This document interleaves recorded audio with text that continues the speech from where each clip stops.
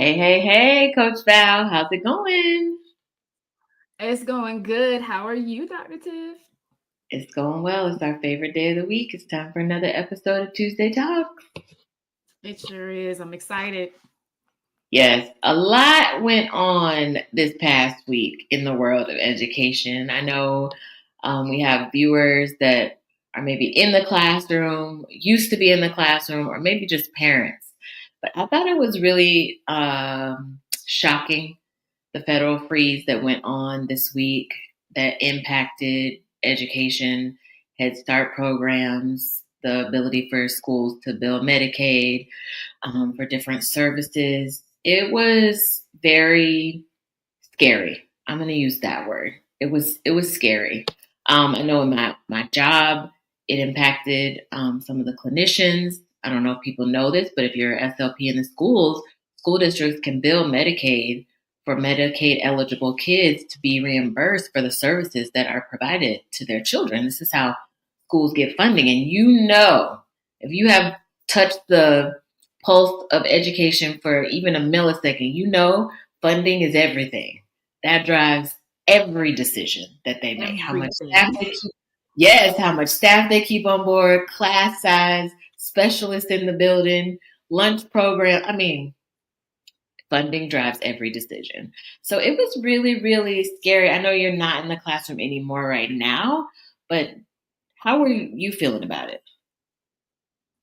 I mean, like I've haven't hid my feelings about how education just it's not working in the system that we've created for it. Just recently I posted on my stories on social media. I was like, we don't need reform, we need new form. And I've said to like people in conversations before, like the system needs to be blown up. However, it takes funding to do that. Like it takes funding to make it what it needs to be. So completely like throwing education and the people involved in education up in the air, like you're putting more stress on the people who care about it. Like I know me and you were talking, and one of my friends, we were talking, and we were like, now that you're out of the classroom, not that I'm out of the classroom, what would I say to a young person who was thinking about going into education? And like, I believe that there are people who that's their calling and that's their purpose. And if they feel strongly about that, my conversation would be with them. Here's what's going on. Here's what you have to like be ready for, in other words. And thinking about all that stuff, if you still feel like you need to go, here are some things to look forward to. Here are some things that you might want to watch out for. But when you do this, like even the people that want to go into education, like you're making that really hard for people to decide, I want to be in a position to change kids' lives through educating them through an academic subject or an after school program or extracurricular activity. And so it's way bigger than I'm just going to cut some funds. It has a ripple effect that is pretty detrimental to a lot of people, especially the kids who are most vulnerable. Head Start is my passion. That age group is my passion. That's like fertile ground to plant seeds that can go on to harvest amazing thing. And so that really was like a gut punch. I'm glad that, that decision was rescinded. And so it looks like we're on our way to maybe some more thoughtful decisions, but we'll see. But this isn't the topic for tonight's episode, but we just thought it was super important since that is something that happened just last week. And so my main point is parents, teachers, don't stick your head in the sand during the next 4 years. Decisions are being made that will impact your kids. Decisions are being made that will impact their education. So don't stick your head in the sand. I know for myself, first I was just like, you know what? I don't want to be a part of this 24-hour news cycle. It just brings my vibration down and I don't want to live like that. But Then it came and knocked on my door and it got my attention. So I just wanted to pass that message along to everybody. Just stay vigilant, keep paying attention. The things and decisions that are being made way up at the top will have downline impact on your kids' education, the quality of it, the existence of it could even be in question. So tonight, as a kind of a segue from what happened last week, we wanted to continue to talk about the book, The Gift of Failure, by Jessica Lahey. This is our part 2 of our book discussion. And I think it's really important, and it kind of connects to what we were just talking about, because school and education, it has to go beyond what happens inside of a school building. It has to have legs at home as well. And so part 2 of Jessica Lahey's book was titled Teaching Responsibility, Good Grades, and Respect. And she really shifted her focus to some practical strategies for fostering responsibility, improving academic performance, and really just cultivating respect in children. And I think this just heightens the discussion of why everything can't happen in school. Things have to happen at home.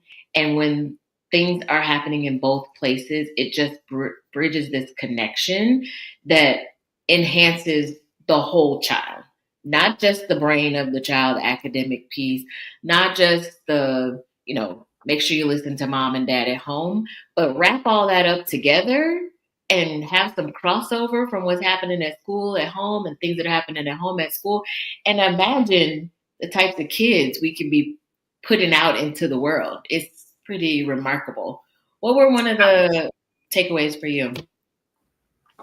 Well, like right before that, as you said it, I was thinking, in lieu of how we just started this episode talking about what's happening right now, I would love for people to imagine the kids today being adults and something like this happening, and how imperative it is that they have the skill set and the mindset to navigate situations like this when they get older. And to be honest, coming from the school setting, and even like you and I have talked about our own kids and how frustrated we get with some of the things that we have to try to do to work with them. Like, if they carry the mindset they have now into later life and something like this was happening, my God, like I don't think they would make it. I don't think they would be able to navigate it. So I love what she talked about in the second part. One of the things was the role of responsibility in your child's development. And I think sometimes parents look at their young kids and they have a hard time transitioning as their kid transitions and gets older. So like you go from having this little thing that can do absolutely nothing for themselves. And then as they grow, they develop, but sometimes our mind doesn't develop with them. And so we still feel like we have to do all these things, or we have to protect them from everything.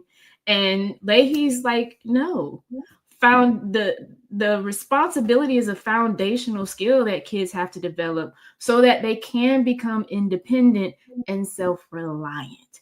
And as their parents and as their teachers, we have to give them the opportunity to do age-appropriate things so that they can learn autonomy and so that they can be self-reliant and responsible. Right. I love that so much. We talked about that on here many times, given some examples and suggestions. And part 2 of the book, she really does lay out examples of those practical ways that you can teach responsibility at home, age by age. So like preschool, elementary, middle, and high school. And I like that a lot of the things are easy to do. I feel like sometimes as parents, even as teachers, we can overcomplicate things. Well, if I want them to help me in the kitchen, I need to go get a step stool with sides on it so that they're protected in case they wobble. I need to lower this. I need to put a shelf here. They need a kitchen chair they can crawl up in, and they need maybe their snacks and their plates and bowls put on the lowest shelf in the pantry. Maybe.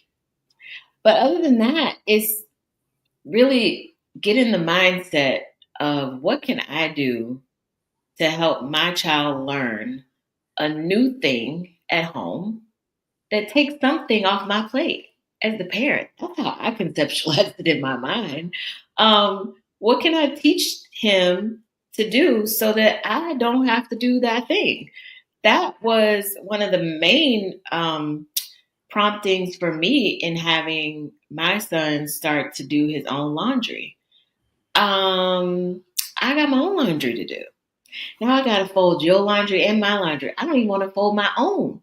But I really need to fold yours. I can dig through the hamper. It's not my preference. I can do that for my own stuff. I don't want you to have to do that. So I'm like up late at night folding his clothes, all that. And finally I said, you know what? He is capable. Let me show him. And this is one of the examples Lahey gives in the book, showing them how to do it. If they're younger, using pictures to illustrate the steps in a process. If they're older and they can read, writing the steps out. She even gave the example of one parent actually writing on the appliance itself, like step 1, push this, step 2, right? So I taught him.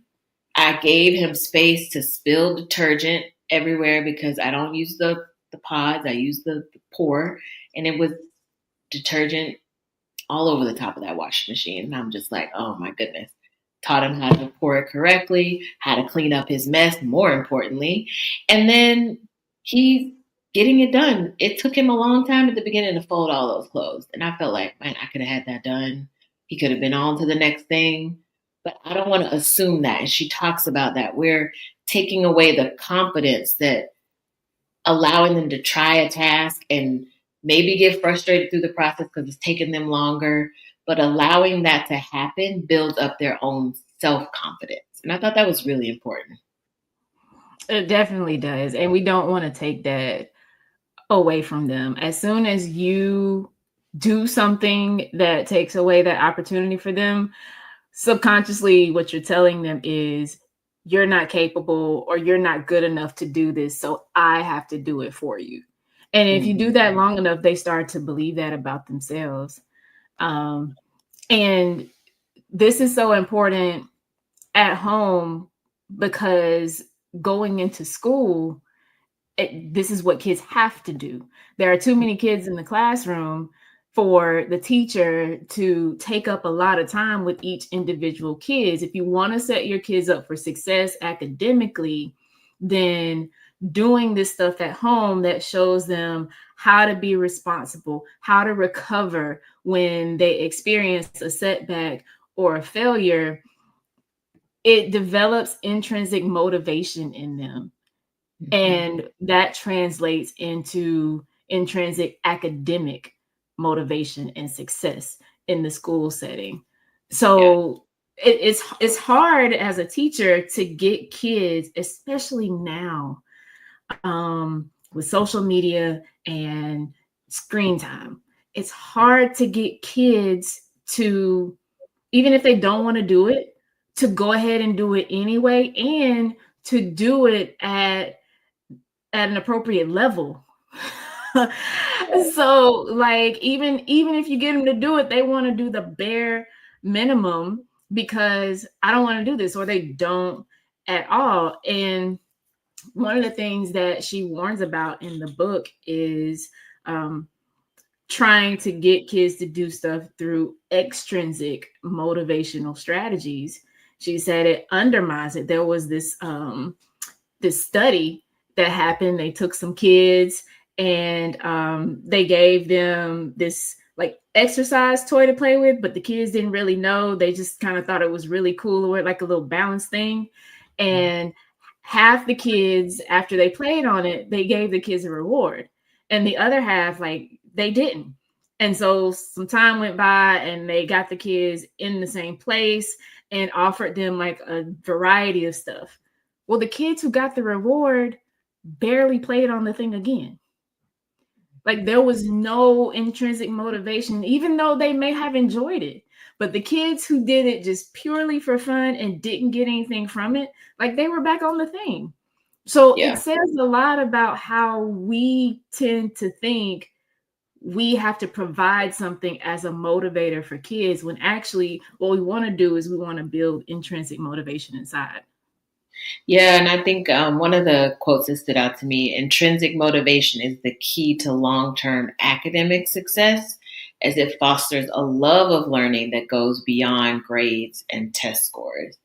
And I know, somebody listening in the classroom might be thinking, well, we have these pacing guides that schools give us. We got to hit certain points in each lesson by a certain moment in the school year so that kids are ready for those end of year state test scores. So we don't have the luxury of just letting them just develop this love of learning through exploration. And I get it. There are constraints that come with working in traditional public schools. But there have to be moments, and you've been in the classroom for over a decade, well over a decade, almost 2 decades. There are moments during the school day where you can let them learn through that exploration, let them learn through making the mistakes, letting them learn through collaboration, through problem solving with another classmate, so that you can build up that intrinsic motivation, right? Right. Yeah. Absolutely. Yeah. Yeah. So I think we have to capitalize on that at home and at school. We have to capture those moments. Maybe the entire school day can't look like that, but there are moments that you could capitalize on during the school day to help start to build that, and really just honing in on the fact that that external reward, that external praise, that external push, it might not always be there. As adults, there are things that we need to get done on a day to day basis, and we don't have a cheer squad saying, come on, you can do it, get in there, great job. No, we got to dig down deep and find not only the desire, but the passion to get it done at a certain standard, which is what you talked about before, not just checking off the box, but getting it done in a way that you don't have to come back later and redo what you did lazily the first time. And I just had that conversation with my son the other day. Like if you take the lazy way the first time, you are likely going to have to come back and do that thing again. So why not just do it the way that you know it should be done the first time, or the way that it reflects the best of your ability the first time? And I think that just taking that pressure off of kids to do it one way, to do it that one right way, I think that opens them up to try new things, because when you have that pressure on you that there's only one way to get to the answer, there's only one way to solve this problem. Think about the pressure. I have to essentially read your mind or recall the exact details and steps that you gave me earlier. That takes away my freedom to try something new that could get me to that same solution just in a different way. And I think that builds up a lot of that intrinsic motivation when they have the opportunities to do that. Yeah, it does. Not only that, but it also affects your relationship with your kid, that parent-child relationship.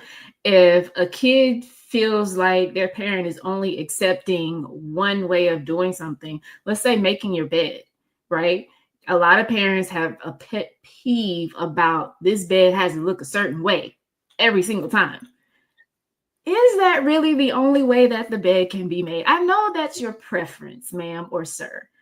However, can the kid not have a preference and it still be acceptable as long as like come to some kind of agreement, make the bed together, explain to them why you want it done a certain way? Because sometimes if you explain it, you'll realize that your preference really don't make sense. Like it doesn't have to.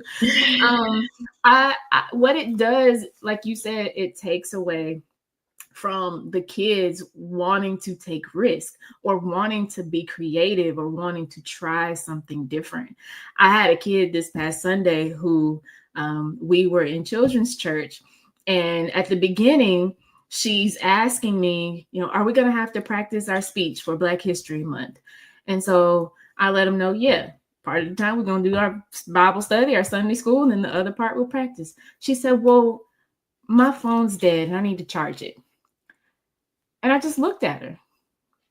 She looked at me and I looked at her and she kept looking. And I finally said, okay, figure out your own problem. Like, she's sitting there with the phone and the charger in her hand. And she's looking at me to I guess, tell her where she can go. And I said, figure out your own problem. And she's like, but. And so finally her brother, he says, go plug it up somewhere. And she's like, where? And he's like, there's a plug right there. Like, it was a whole, but my point is, like, this is what we're doing to our kids when we keep solving all of their problems for them. And parents, that's stressful for you. So the more you do it, the more stressed you get because it's not the way you want it. And then again, it affects the relationship that you have with your child. Mm-hmm.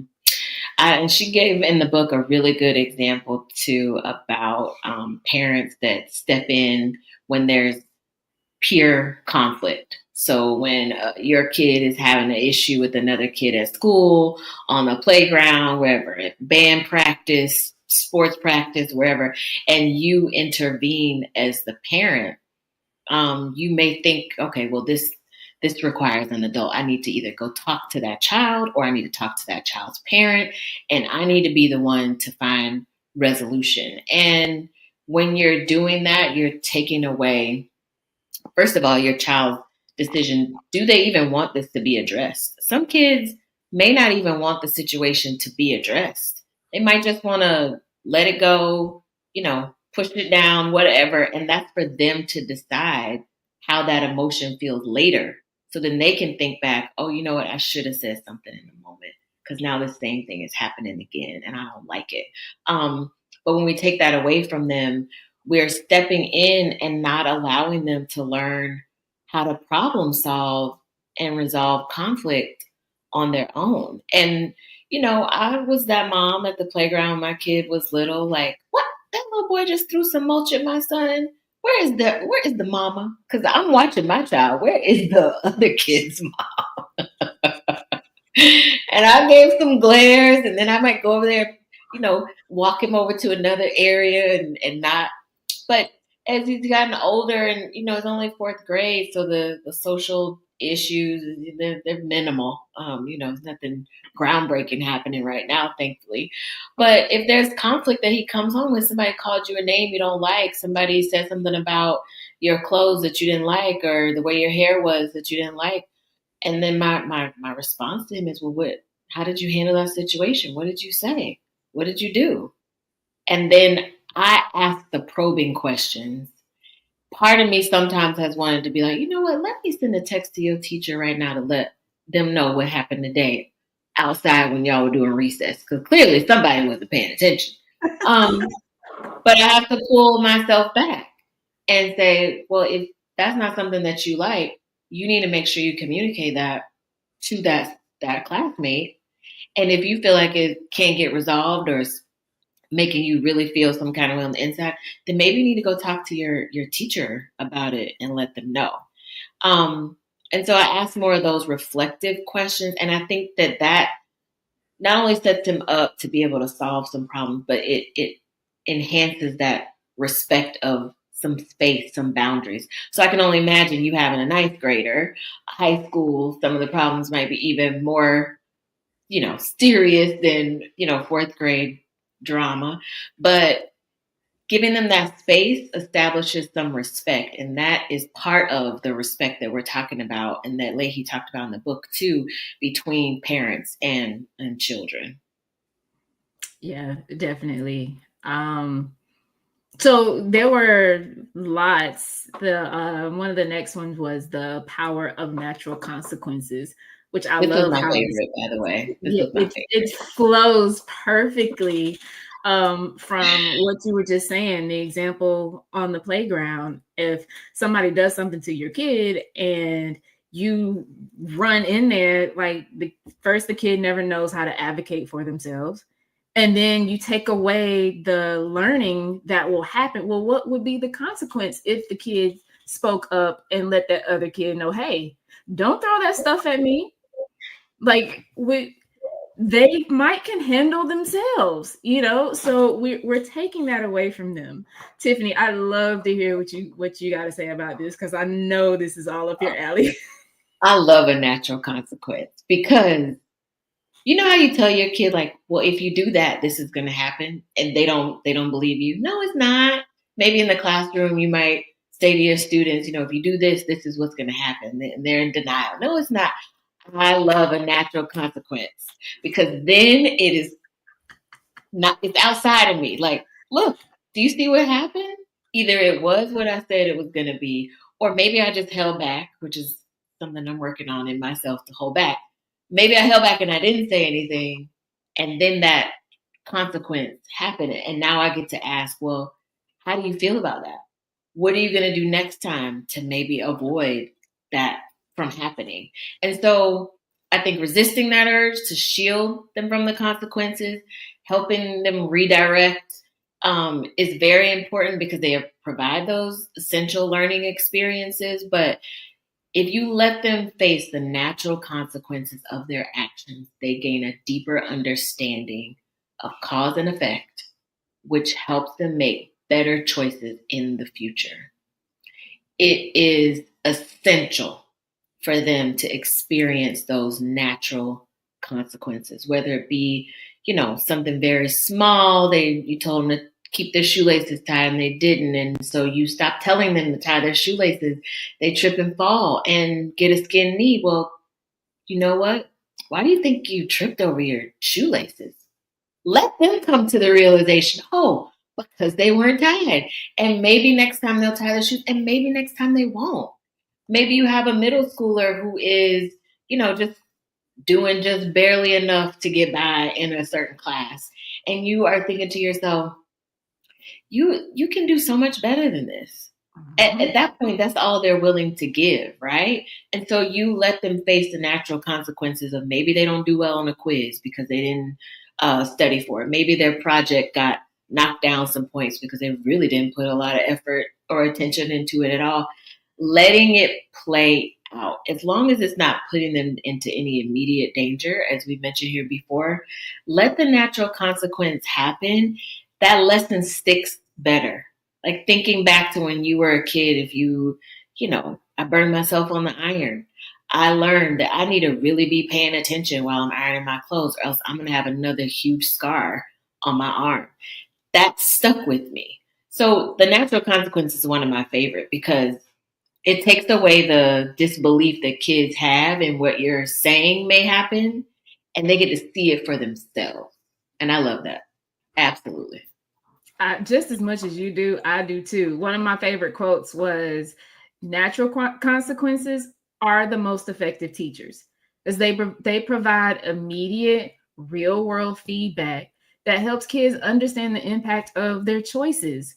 Like, as long as you're talking and telling them and then trying to keep them from avoiding these things, they don't learn the lesson. And what happens is they end up learning it later in life. Like I did. And as teachers, right, you do this all the time in your class. They might be chatting. They already know the rule is if there's talking during a time when it's supposed to be silent, it's cutting into your recess time. Maybe you have to sit on the sidewalk during recess. And so you just sit back. Let them chat it up. And just take lists of names. Or if you're going to punish the whole class, whatever your way of doing in your classroom is, let it happen. And let that natural consequence occur. Because they're going to bust through those doors to go outside ready to have a good time.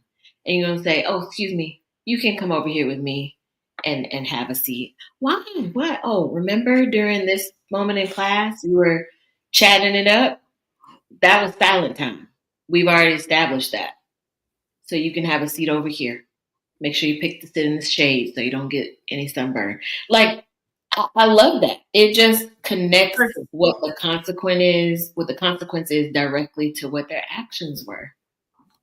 Absolutely. That's how I like to run it. I ain't gotta do all that yelling and stuff. I don't even gotta argue with you. Now, I am a debater. Okay, I do love a good debate because y'all don't be making no sense. However, on a regular, like we're dealing with your behavior, I'm not. I've already told you what the consequences are gonna be. You make your decision, ma'am or sir.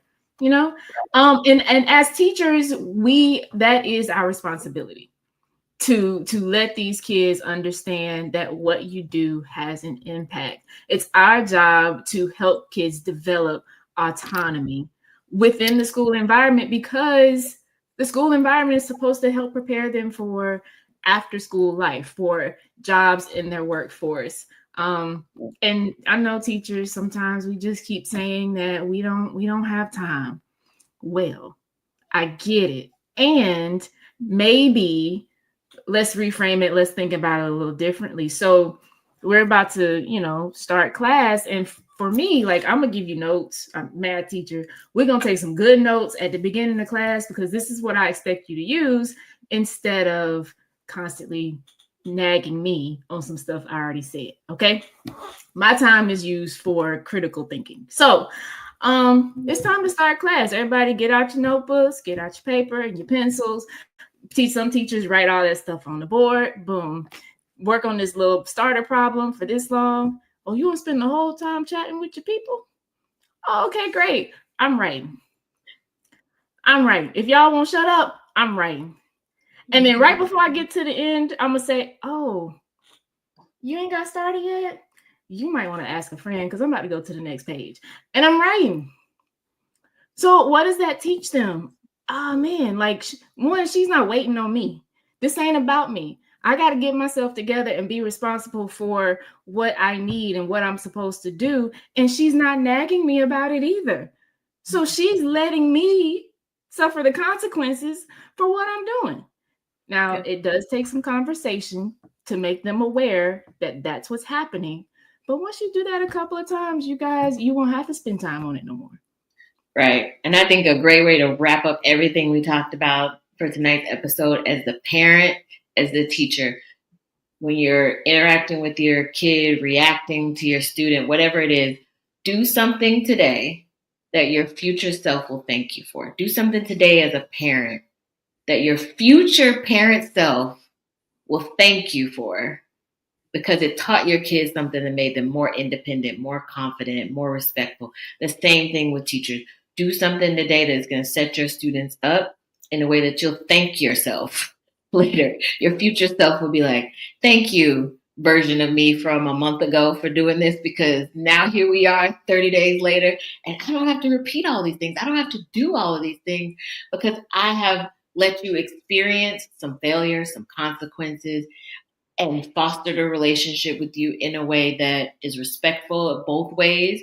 And now you're better for it. And you just took something off my plate that I don't have to keep repeating or doing for you. So love it. Again, this is part 2. We're going to have one more part of Lahey's book. It's the third part for our next episode. But if you haven't checked out the book on Audible, I would definitely recommend it. I know Val, you've enjoyed reading it too. So The Gift of Failure by Jessica Lahey is what we are going to continue talking about next week. So make sure you share this episode with a friend, a colleague, download it, give us a thumbs up, subscribe to the YouTube channel. Just continue joining us here each week, and we'll see you back on Tuesday for another Tuesday Talks. Have a good one.